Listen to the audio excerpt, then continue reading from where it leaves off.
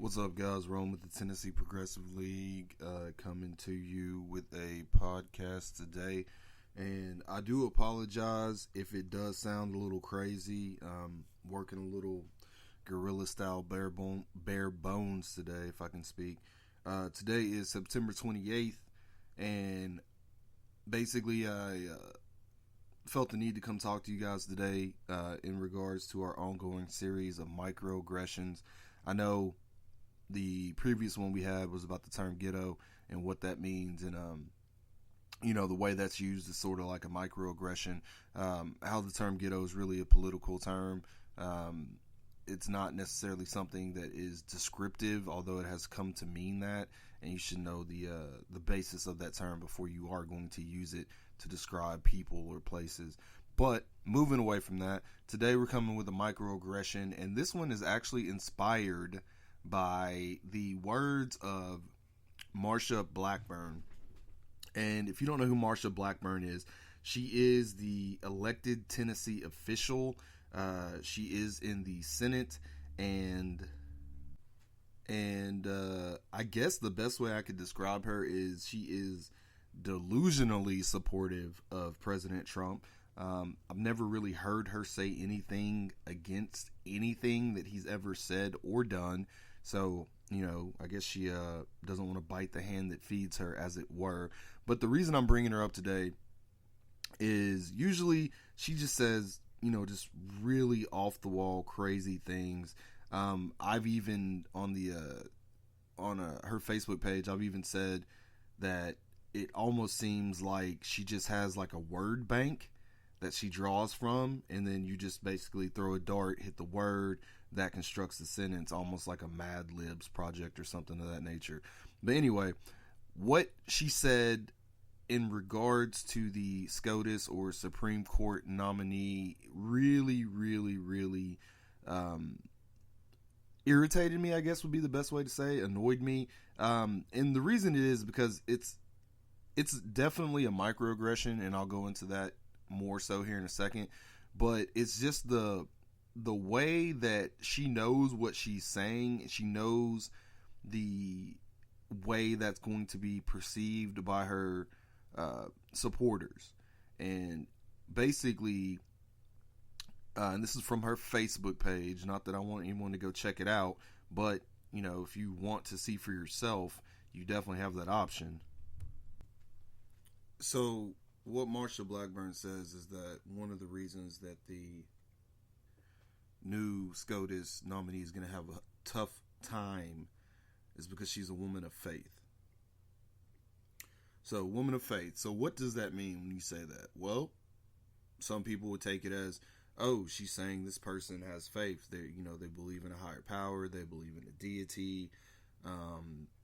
Just the general purpose usage of the word faith when speaking about a person's belief system. So, what she does here is she says woman of faith. So basically, she knows her constituency, the people that support her, the people that support the president for the most part. When they hear woman of faith, they're going to think, oh, okay, Christian, because in their minds, that is faith, right? What else would there be to have faith in? So one of the things that's so disingenuous about this is the fact that I've never heard any of the, and correct me if I'm wrong, I've never heard any of the Supreme Court justices on the court say that they're atheists. Now, you can make the argument, well, of course they're not going to say they're atheists because that would, tarnish any chances they have politically. But if they're not a valid atheist, wouldn't that make every member of the Supreme Court someone that's a person of faith? So then what's the point of saying that this is a person of faith getting on the court if they're all people of faith? It's just little things like that. Now, this is why it's a microaggression. It's a microaggression because you're basically implying that if there is someone on the court who's not a Christian, then their belief system doesn't qualify as faith. I'll say that one more time. So when you say a person of faith, and then you insinuate that's the reason why she's going to have a hard time being confirmed in the Senate, even taking away the circumstances that anyone politically literate, or I guess just literate for that point, that knows what's going on in the country, take away all that, just in a vacuum, this woman's being nominated to be on the Supreme Court. And then you say, well, it's going to be an uphill battle because she's a person of faith. Now, I know, well, actually, you know what? I was going to say I know that Marsha Blackburn knows what she's doing, in that she's saying person of faith, assuming most of her constituents will think, okay, that means Christian, which in the nominee's case, I believe it does. I believe Catholic Christian. But she knows what she's doing, insinuating that, oh, well, the other picks, they might not have faith, but even worse yet, if a Democrat gets to nominate someone, they'll be an atheist. And the reason I say that is because she actually tweeted, in Chuck Schumer's America, only atheists can be Supreme Court justices. And this is more about what I was telling you about her word salad approach to post. Because what does that mean? Like, what does that really mean? And better yet, what atheists are on the court? And apparently she was actually asked this, and she couldn't name any. Of course she couldn't, because she just says stuff. I'm looking at another post she has on here. Democrats want an activist Supreme Court that functions as another legislative branch so they can advance their radical liberal agenda, expanding abortion, repealing the Second Amendment, and taking away your religious freedom. So what democratic legislation has been proposed that would take away religious freedom? Are you aware? I'm not aware of any. And I also find it very, very telling that she's from a state that almost had a cataclysm because a mosque was going to be built. And she was definitely in the furor about that. But then she wants to turn around and say, well, if Democrats get elected, they're going to take away your religious freedoms. Yeah, see, here's the thing. They're not. Repealing the Second Amendment. Here's the thing. They're not. That's one of the most frustrating things about living in a red state, being inundated with things that red state people, specifically politicians, say, because they don't have to back anything up. They can just say stuff, just say all sorts of stuff, and then people just get down with it and believe it as if this person is above reproach. And hey, we don't need to fact check this because look, they have an R by their name and they're saying it. Look, man, this is the reason why Tennessee is in a position where we're touted for our business-friendly climate, but yet and still our climate towards workers is atrocious. Simply atrocious. And it's because, a lot of it is because people that actually work for a living don't get elected to the legislature for the most part. If you gotta be at your job every day, 8 hours minimum, when are you gonna have time to run for office? But yeah, it's just crazy because people allow, especially once again in Tennessee where we're at, people allow these Republicans to just say anything. And it also is fascinating to me that the only time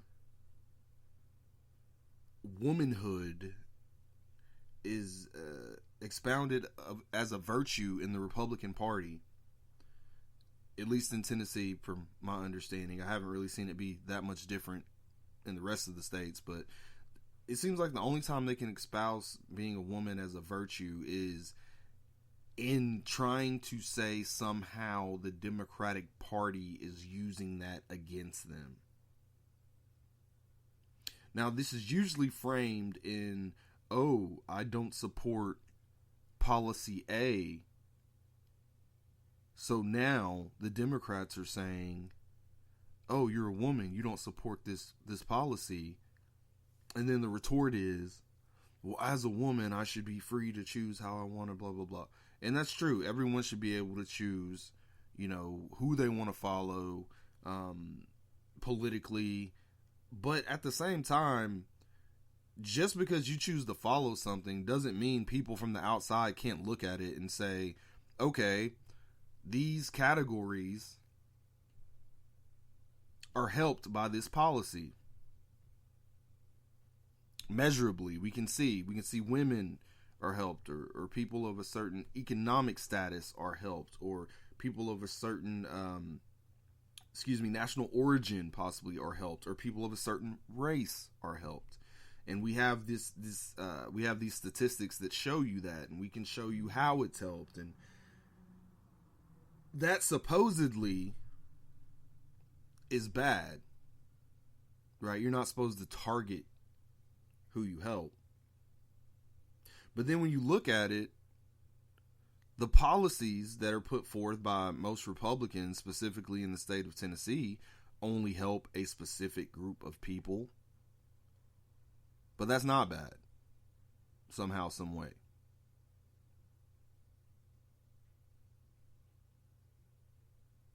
Excuse me. Having private prisons in Tennessee only helps the people that are privatizing that prison. It doesn't help the citizens. And honestly, I don't even know constitutionally, how can you be paying a debt to society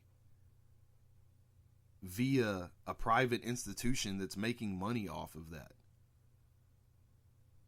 But we're not going to get sidetracked here. So basically what we're talking about today, the microaggression series continues. We're talking about the microaggression of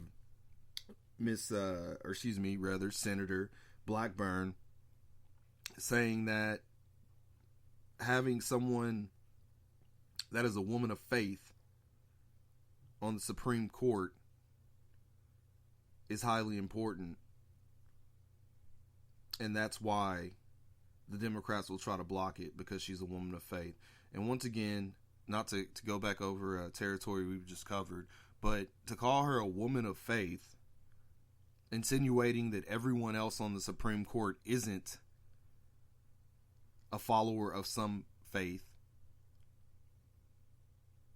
or to insinuate that any Democratic nominee will not be a follower of some faith, is disingenuous, and once again, it's a microaggression. The reason it's a microaggression is because what you're doing is taking a preconceived idea and you're attempting to belittle someone that you feel might have that idea. This being the idea that they are a-religious or atheistic, which in a society that has a separation of church and state, you wouldn't necessarily think it would be a bad thing for someone to focus on the actual law itself rather than a religious interpretation of that law, since we are not a theocracy. But here we are. Now, are we even going to get into the point that she said Chuck Schumer wants atheist judges? Also, sort of, or I don't even want to say sort of. I mean, like, so Chuck Schumer's Jewish. So obviously a person of faith.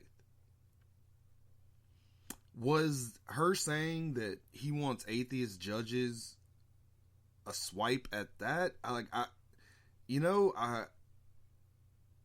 almost want to give the benefit of the doubt. I think she just didn't even put two and two together, that saying this about Chuck Schumer, who is Jewish, might lead some people to believe she's saying that, Judaism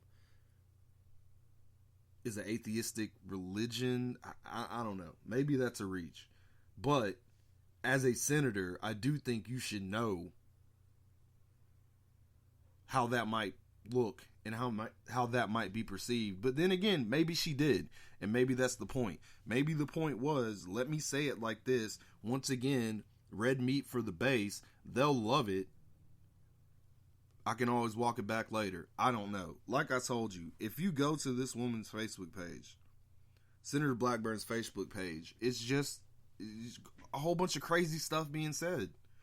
And it really does seem like it's a Mad Libs game of just like, okay, we got a liberal, Second Amendment, and disaster. Make a sentence. Like, it's crazy. It's crazy. And she goes on to say in an article, now this is from a Fox News article, that Democrats' petty attempts, rather, to demonize Amy Coney Barrett show what they think about conservative women. See, I don't think that's true at all. I don't think it's an issue with what they think about conservative women. I think the political calculus is, okay, if I show that they're attacking women, maybe that gets more women in a knee-jerk way to sort of support the nomination of Barrett. Now, for the Democrats' piece, they say that the reason they're not meeting with Barrett is that she's an extreme jurist who would decimate healthcare. And I do know from my reading, so if this is not true, I apologize, but from my reading, it says that she is Catholic.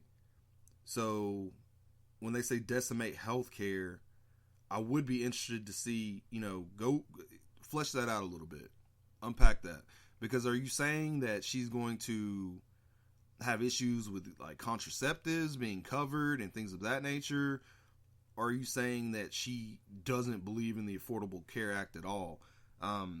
If her religion was going to dictate her jurist decisions, you would think as a Catholic, she would be more leaning towards a socialistic aspect of healthcare.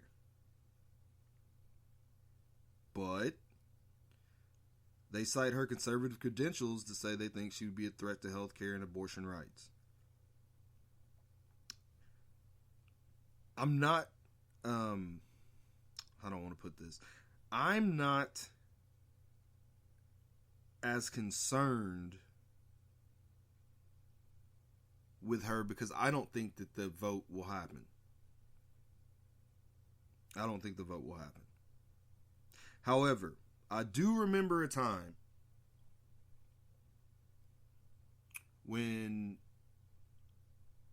there were vacancies on the court. And it was said, if this person gets to put in a nominee, it's going to tilt the court. It'll get out of whack. I think for the most part, most people, when they get to the level of SCOTUS, recognize the importance of why they're there and don't don't tend to take an extreme position lightly. Now, you definitely have people on the court that are on one side, gonna stay on one side for the most part, and those are the people you usually hear about. So, like the late Scalia or Ruth Bader Ginsburg, although not 100% for either one of them on necessarily the side you would think they would be on. But the reason I bring that up is because I know in my lifetime I've heard people say that, like, for instance, John Roberts was going to, push the court to the right and it would inevitably go far right. And I've seen him make, decisions that people were mad at him on the right for. Then again, Citizens United. So here we are. But with that said, I really just wanted to bring up the fact that when these politicians say stuff, they themselves, a lot of times, are saying things in an effort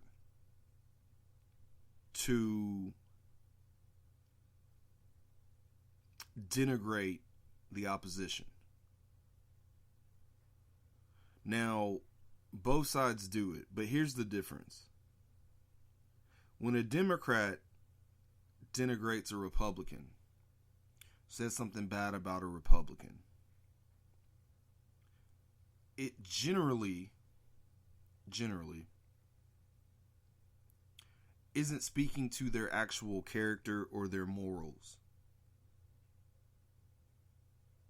It is usually speaking to a specific incident or a specific event. And they'll be like, okay, yeah, this thing you voted on was terrible, it was bad, blah, blah, blah. When Republicans disparage Democrats, it's generally an attack on, like, them as a good person, like you're a horrible person, like things of that nature. I will say, more than likely, if a Democrat is saying something to a Republican that is an attack on their morality or something, it's usually due to either them being a sexist or them being called a racist. Now, I know Republicans would want to use the argument, well, yeah, that's the same thing. I would argue that whereas someone's calling Chuck Schumer or inferring that Chuck Schumer is an atheist, a la Marsha Blackburn, there's no proof of that. Like, you can't, like, there's no statement, nothing he said that can be twisted to be like, oh, he wants an atheist. But there'll actually be, like, racist or sexist sentiment said by a Republican, and then you're like, oh, that's racist, or that's sexist, or you're racist, or you're sexist, and then they'll literally push back, like, no, like, what do you mean by that? And it's like, well, here, let me read this statement. Oh, yeah, you just don't understand how I meant the statement. Well, it's in English, and that's the way I read it, and that's the way I heard it, so maybe you don't understand what statement you just made. But yeah, it's just, it's not something that usually even really gets brought up. But it's just like one of those little, like, unfair tricks that the right uses a lot to just sort of stop the conversation from happening. And so there we go. So to stop the conversation from happening, we change the conversation from, hey, it's an election year, we need to wait till after the election like you guys did when Obama was in office, to, oh, well, they don't want her to run because she's a person of faith. Like, that's a new thing. What judge hasn't been a person of faith? Are we kidding right now? Are we going to act like a woman being on the court is a new thing? Because it's not. So, what are we really doing here? it would be a lot better for the country, I would say, if people stopped trying to play a game of who can have the best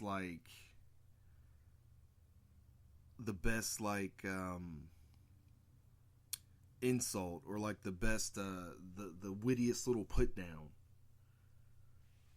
Like, we'd be a lot better served as a country if we would do that. And it's really hard because you have the president who's like freaking what's his name? I can't believe I can't remember dude's name. Don Wrinkles. Yeah, we got a president that's like freaking Don Wrinkles, just this little just zingers all the time, right? And it's like, oh, I love it. Oh, look, he makes fun of people. That's so cool. And it's just like, yeah, but I mean, wouldn't you rather have someone who's competent in running the country? Like, I sort of would. I mean, I don't know. But, so that's the whole point of the podcast today. Just talk about just the way in which things can be said to relay false information, as it were. Because, once again, if you're saying things like she's being opposed because she's a woman of faith, when every member of the court is a person of faith, and you have multiple women on the court, it's just disingenuous.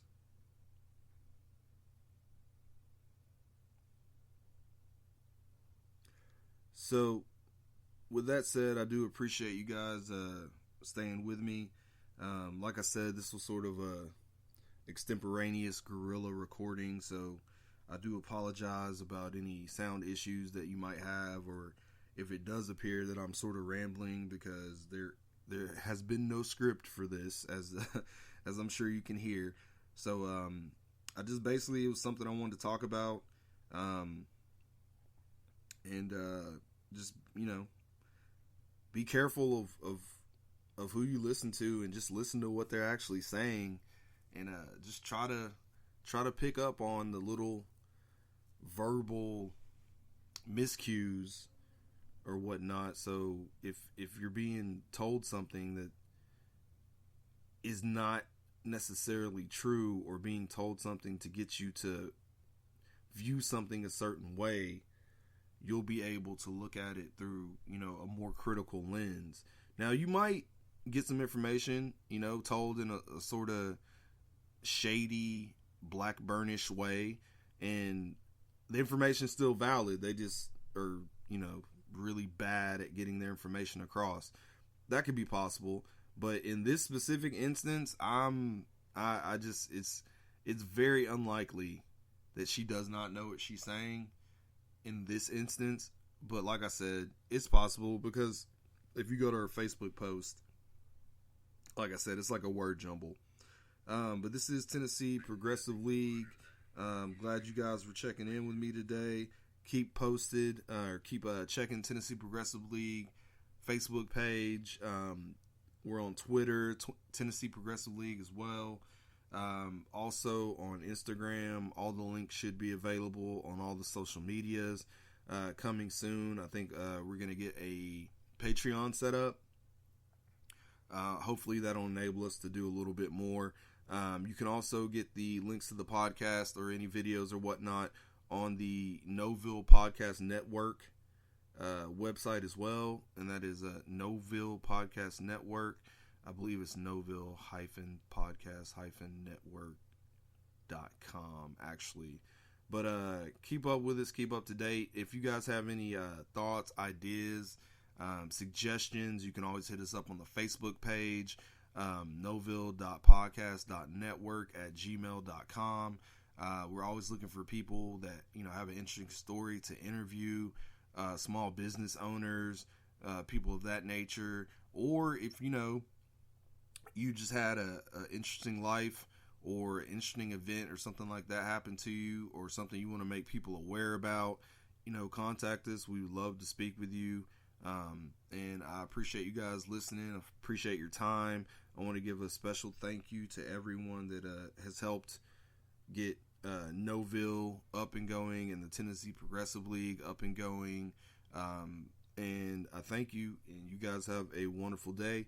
It's September 28th, and this is Tennessee Progressive League Microaggressions Podcast 2.